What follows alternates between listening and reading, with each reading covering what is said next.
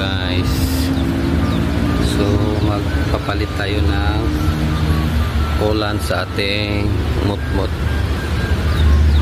FI 150. So coolant nya medyo konti na.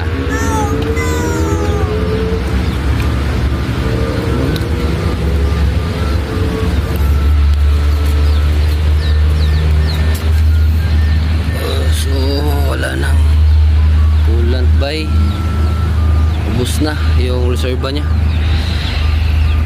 As you can see, ito sa full at ito sa full level at low level. So Kubi pala yung brand ng coolant na gagamitin natin guys. So una natin gagawin guys is i-drain natin yung coolant ng ating motmot guys. So tanggalin natin yan guys, yung lock nya dyan.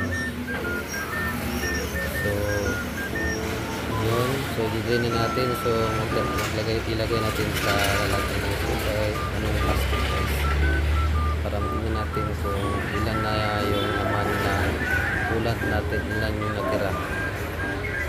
So ito guys, ilagay ko na.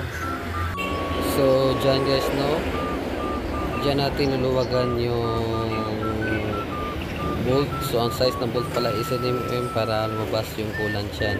So at first is hindi pa siya lalabas, no? So pag maluwag na, pag natanggal na natin dyan, so nagtaka kayo hindi pa lumabas, so dyan luluwagan nyo yung lock ng radiator para lalabas yung coolant na nagamit na. So ang lakas guys na yung tagas, so tingnan lang, ito magas na, so medyo malakas. So make sure guys na maubos lahat yung coolant kasi i-flushing pa natin yan ng gamit yung absolute o distilled water. So yan guys, no, so tapos na. So pagkatapos is so yan yung gagamitin natin, yung absolute. So 1 liter is sakto. Pagkatapos mo ilagay yung distilled is papaandarin nyo na yung motor, no, for more than 5 minutes. Okay lang yung mga 5 minutes for flushing. Tapos i-drain na naman ulit para lumabas yung distilled water. So yan, i-drain ko ulit yan. Tapos yan, tapos na mag-drain. Tapos so lagyan nyo na guys, no, ng almost 1 liter na Kubi coolant. Kulay ko yung ginamit ko guys.